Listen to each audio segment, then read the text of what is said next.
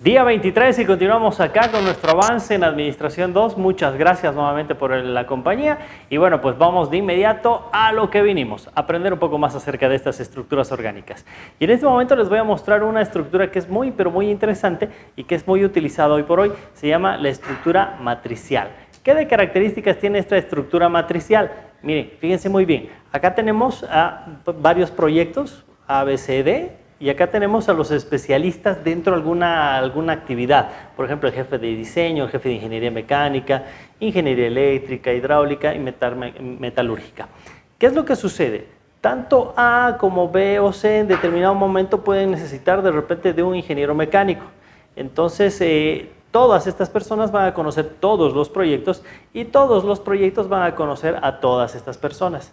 Por lo tanto, se hace una actividad muy, pero muy interesante, es muy peculiar y sin duda alguna es una de las estructuras organizacionales que han sido más utilizadas de repente en esta última temporada. Pero también no deja de tener ventajas y desventajas, así que vamos de inmediato a las ventajas. ¿Cuáles son las ventajas? Está orientada a resultados finales, sin duda alguna. Acá el resultado es de que el proyecto A, B, C y D sean finalizados de la mejor manera. ¿Se conserva la especialidad profesional? Claro que sí, ahí tenemos especialistas, como has visto, mecánicos y todo ello, que van a manejar esa su especialidad y por supuesto también van a respetar a cada uno de los proyectos. Indican la responsabilidad del producto-utilidad. Eso también es lógico a través del cruce que existe entre ambas. Pero ¿cuáles son las debilidades que nos muestra este esquema dentro de la jerarquización matricial? Tenemos las desventajas. Hay un conflicto en la autoridad organizacional, sin duda alguna, porque como todos se cruzan, de repente para uno es más importante el proyecto A, para el otro es el proyecto B, o para el proyecto B es más importante el mecánico que el otro, en fin. Posibilidades de desunión entre quienes están al mando. Hay tanto requerimiento que en determinado momento puede existir algún tipo de problema entre ellos. Requiere un gerente eficaz para relaciones interpersonales. Ahí se necesita gente que sepa hacer mucha interacción interpersonal, hablar con la gente, gestionar o generar amistad más que todo, para que las cosas puedan salir de una mejor manera. Y bueno, pues voy a tocar un tema que de repente hoy por hoy es una carencia dentro de muchas empresas, el empoderamiento, el empowerment. ¿Cuál es el concepto del empowerment? Ahí lo tenemos. Dice: los empleados de todos los niveles en la organización reciben el poder de decidir sin pedir autorización a los superiores. Esto nos falta un montón acá dentro de nuestra empresa y es porque nos hemos acostumbrado a hacerlo todo nosotros mismos. Hay un lema que se utiliza mucho en Bolivia y dice: si quieres que las cosas te salgan bien, hazlas tú mismo, dice.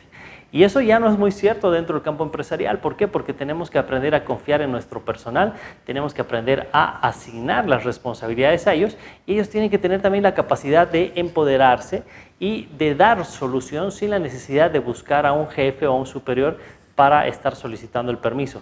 Obviamente estamos hablando de gente altamente consciente y confiable que vaya a hacer las cosas dentro del marco de la legalidad, respetando siempre la misión, los objetivos de la empresa y no vaya a favorecerse de forma personal. Vamos con más. Les quiero mostrar este empowerment y ahí hay un ejemplo muy bonito de esta empresa Bimbo.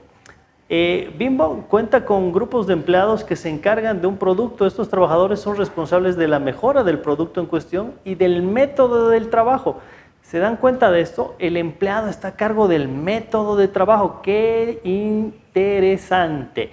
¿Qué es lo que pasa? El trabajador es el que está siempre y constantemente haciendo las actividades día a día.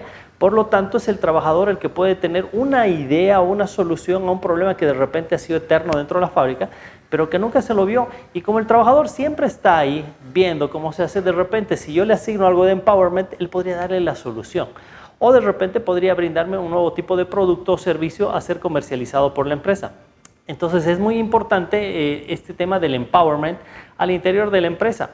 Si analizamos bien, Bimbo es una panadería.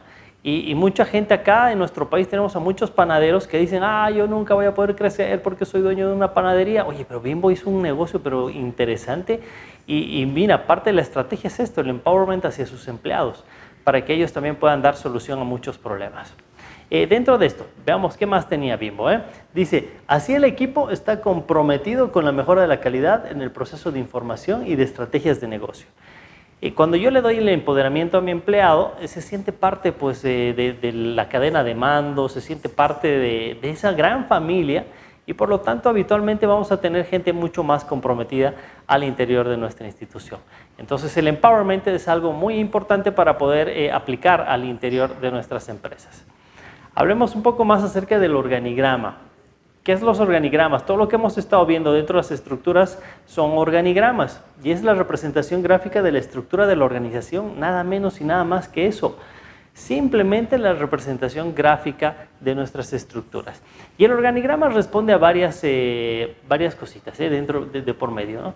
Tenemos dentro de ello algunas necesidades de ver el organigrama de una manera horizontal, de una manera vertical, circulares, funcionales, en fin, todo va a depender de cómo tú quieras ver esa información y cómo quieras tú comprenderla mejor.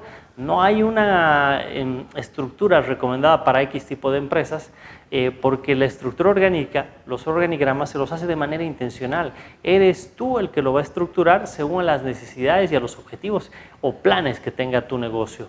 Entonces, lo que sí tienes que ver es cuál de estas se podría adecuar mejor a tu negocio o a ti. De repente lo comprendes más de una forma vertical o horizontal, pero eso no importa. Lo importante son las líneas de comunicación que te va marcando, los grados jerárquicos que se van manejando también a través de la estructuración orgánica. ¿Cuáles son los niveles organizacionales? Y ahí hablamos de los ámbitos estrechos, ahí tenemos ventajas, la supervisión estrecha, control estricto, comunicación rápida entre subordinados y superiores.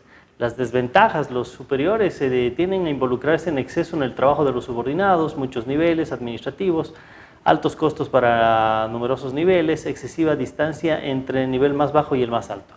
Esto para que te vayas ubicando un poquito, cuando hablamos de un nivel organizacional y de ámbitos estrechos, quiere decir una pirámide de repente que tiene muchos niveles.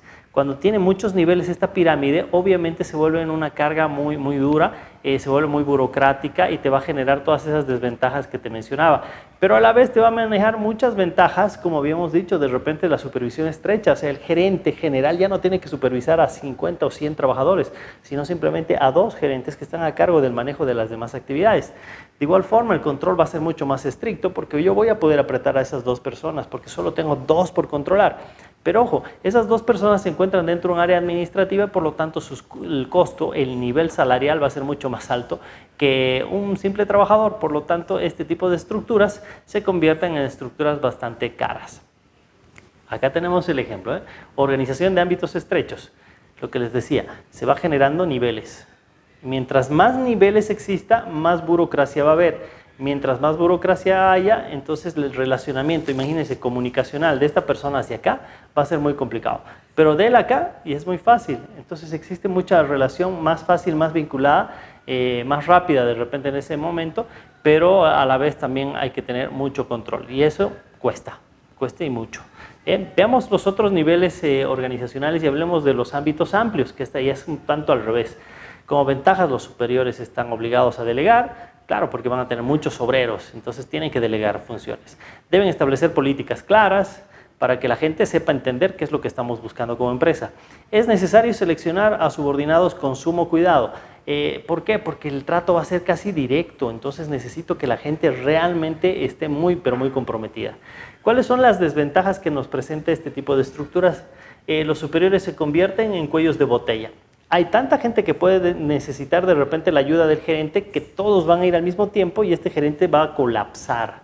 Riesgo de que el superior pierda el control, obviamente, si es que hay mucha gente que me está molestando, seguramente voy a terminar explotando.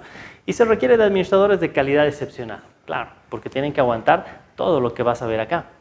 Esta es una estructura orgánica de ámbitos amplios o achatada si tú quieres, ¿no? Acá está el gerente y acá están todos los demás trabajadores. Entonces, si bien el nexo comunicacional es muy rápido, muy fluido, lo muy difícil de esta estructura es de que cuando todos tengan un problema, todos te caigan a ti y se genere ese cuello de botella del que estábamos hablando. Señores, hasta acá nuestro avance. Espero que le estés pasando muy bien. Mañana nos reencontramos con mucho más actividades. Mi nombre es Choban Arzabe. Un placer haberte acompañado. Cuídate, quédate en casa. Chao.